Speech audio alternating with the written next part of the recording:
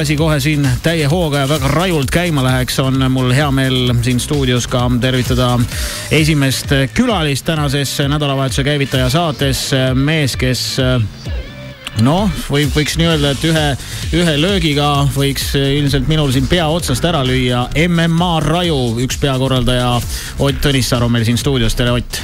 No kohe meelitama, jah. Tervist! No suudaksid sa mulle siis ühe löögiga pea otsast ära lüüa? Oota, tule natuke siia poole, vaatame. On see reaalselt võimalik või see on ikkagi selline müüt, et igasugustes nendel võistlussportlastel on selline ürgne jõud, et pigem on seal ikkagi rohkem tehniline pool ja see jõud jääb võib-olla natukene tahaplaanile? Eks seda jõud on meil meestel oma jagu, aga ühe löögi ikka päid otsast ära ei võeta, et inimesi põrandale saab saata küll tundmatus olukorras kedagi nii-öelda sucker punchides, aga spordis ikkagi, kus kaks meest teavad, et nad peavad ennast kaitsma, mõlemad ründavad ennast, siis näeme ise, et neid, kus mõned vennad 10-20 sekundiga kiiresti põrandale saadetakse, seda ikka juhtub harvemini. Tuleb kõvasti tööd teha selle nimel. No enne kui me läheme jutuga edasi, miks Ott täna siin stuudios on, mis asi see MMA Raju on, et nagu nimestki võib järeldada, et tegemist on mingi raju asjaga, aga kes asjast midagi ei tee ja paari sõnaga räägi, mis asi see on?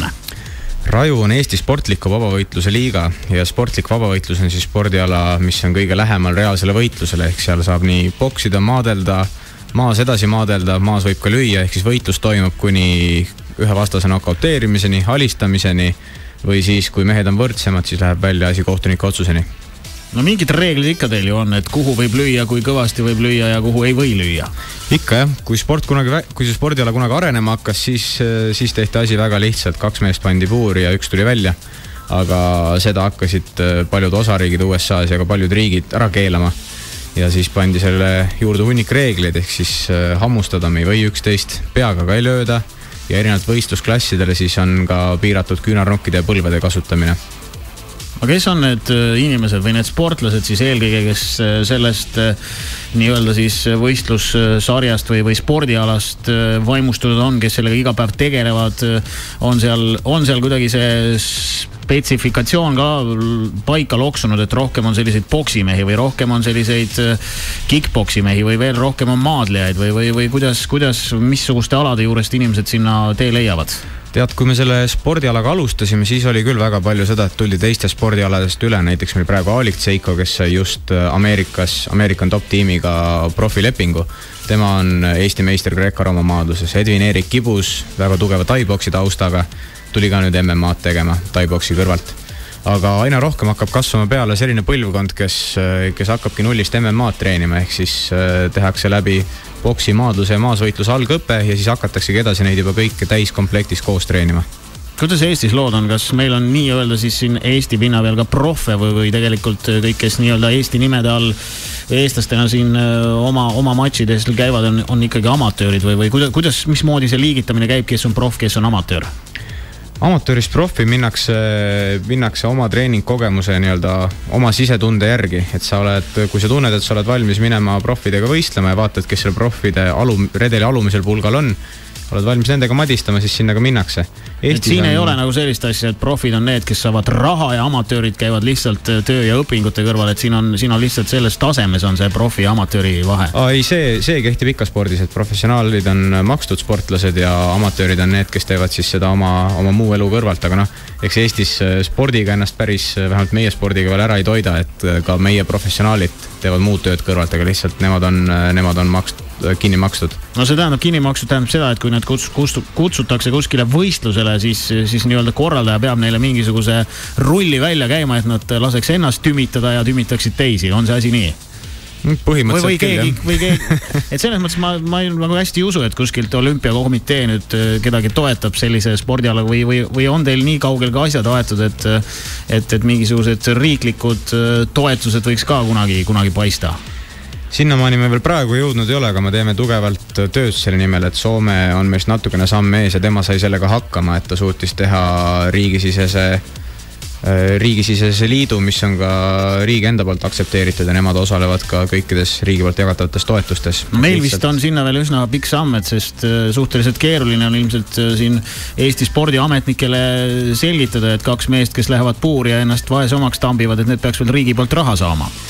eks see võtab aega, aga oleme teinud siiamaani tubli tööd ja teeme ka edaspidi ja eks näis, millal meil need uksed avatakse, aga jonni me ei jäta. Kui palju Eestis on selliseid tippvabavõitluse mehi, kes siin kodustel võistlustel ja võib-olla ka natukene piiri taga käivad, et milline see ringkond on, palju selliseid tippe on? Ütleme nii, et tugevamad tipud, kellega ma pimesi võiks minna välja koos võistlema ja ma tean, kes saavad seal ka hakkama juba, aga tugevama tasemega vastastega neid on kuskil umbes 5 tükki. Siis on umbes sama palju professionaale, kes on just alustanud oma profikarjääri ja vajavad veel natukene sissetöötamist.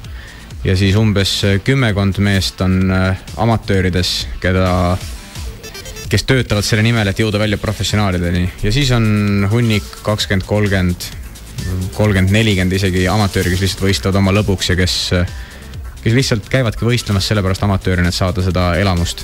Te olete päris pikalt seda raju teemat siin ajanud, et sel korral on juba 8 MMA raju, et seda teed on päris pikalt tallatud ja kui palju nüüd selle aastane raju kõikidest eelnevatest erineb, on see võimsam, on rohkem võistlejaid ja nii edasi ja nii edasi?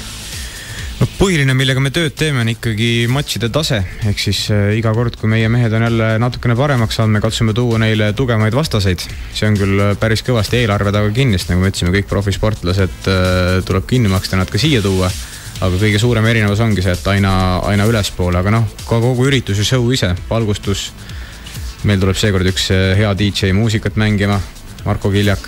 Tõsi ka. Ma mõtlesin, et äkki sa kutsud meid hoopis sinna puuri, et kui ma nüüd peaks sinna puuri matšile minema, et mitu sekundit ma seal vastu peaks, kui nüüd minusugune mehe mürakas teiselt poolt vastu tuleks. No ma soendan sind algus muusika mängimisega, eks ma järgmine kord siis julgen küsida ka puuri tulekut, aga täna hakkasid meil Tasku keskuses Raju puuriga demopäevad, kus on meie... See tähendab, see puurilugu on eriti tore lugu, mõnes mõttes ka kurb lugu teie jaoks, sest te ehitasite sellist spetsiaalset puuri selleks võistluseks ju päris mitu head kuud vist isegi ja see ühe õnnetu intsidendi tõttu sõna otseses mõttes põles vist maha ja te pidite selle üsna kähku uuesti ehitama, aga seda puuri on nüüd siis võimalik näha, mis te välja tuli. Nii on, jah.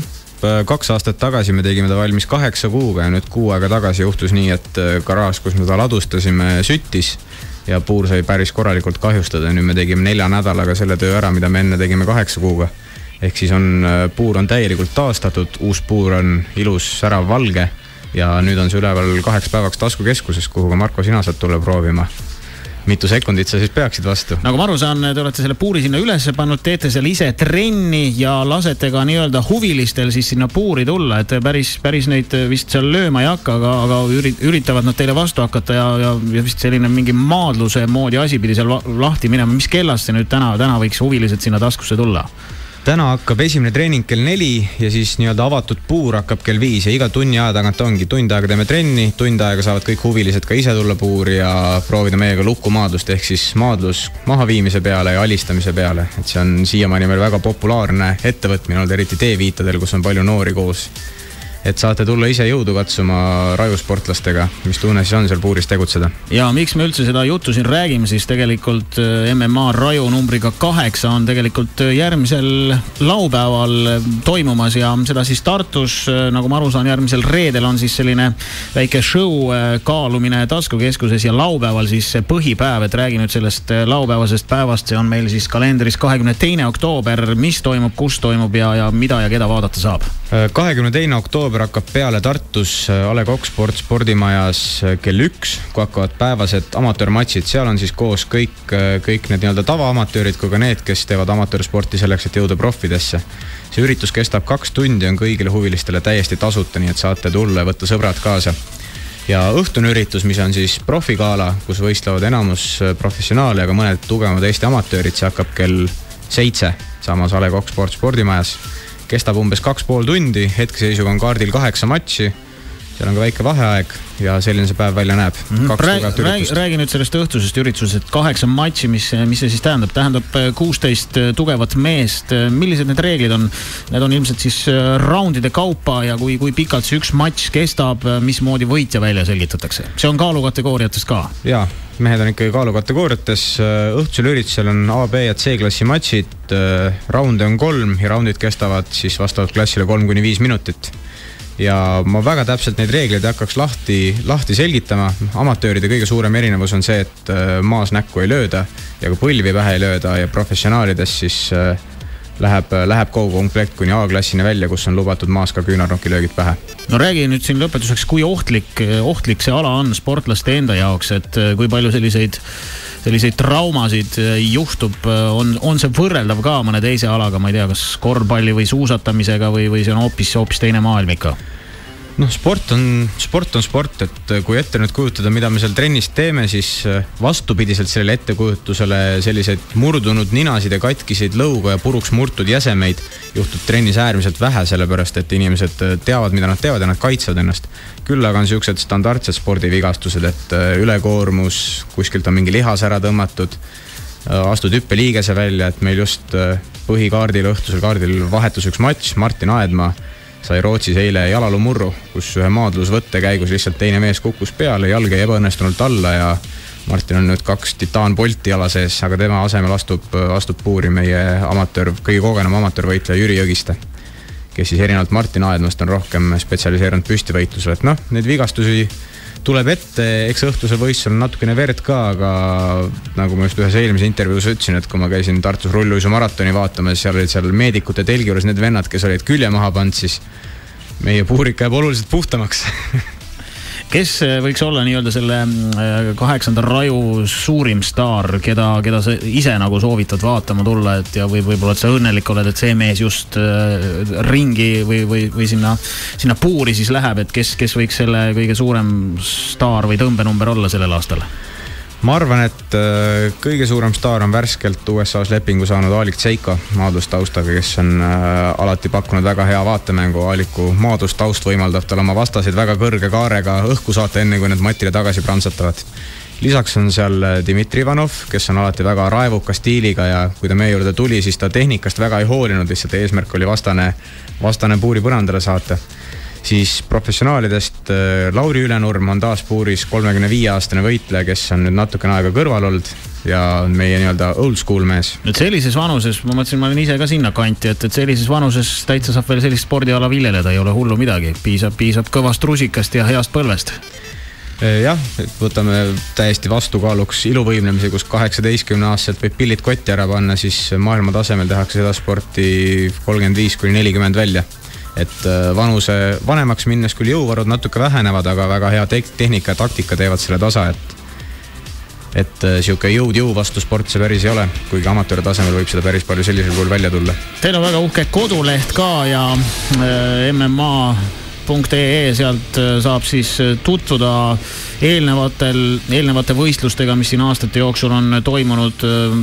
Siin on üleval videod, pildid, saab siis aimu, millega tegemist on ja ühte lugu saab sealt ka kuulata, mis on spetsiaalselt selle raju jaoks valmis kirjutatud Eesti noorte andekate bändimeeste poolt.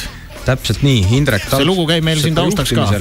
Indrek Talpsepa juhtimisel 3 bändi, Stereo Chemistry, Groundhog Day ja Crash Staff tegid rajule oma tunnusloo. Väga uhke. Aitäh sulle, Ott, stuudiosse tulemast ja mida siis raju või MMA mehed üksteisele soovivad enne ringi minemist? Kas teil on ka mingisugune spetsiaalne asi, et põlved pooleks või ninaluu 3 või... Rusikas silmaauku. See kõlab hästi, rusikas silmaauku ja minge siis täna-homme vaadake taskukeskusesse Puur üle, kus kogu see võistlus järgmisel nädalavahetusel pihta hakkab ja MMA Raju 8 siis juba järgmisel laupäeval 22. oktoobril Tartus A. Le Coq spordimajas. Kuuleme lugu ka, mis spetsiaalselt selleks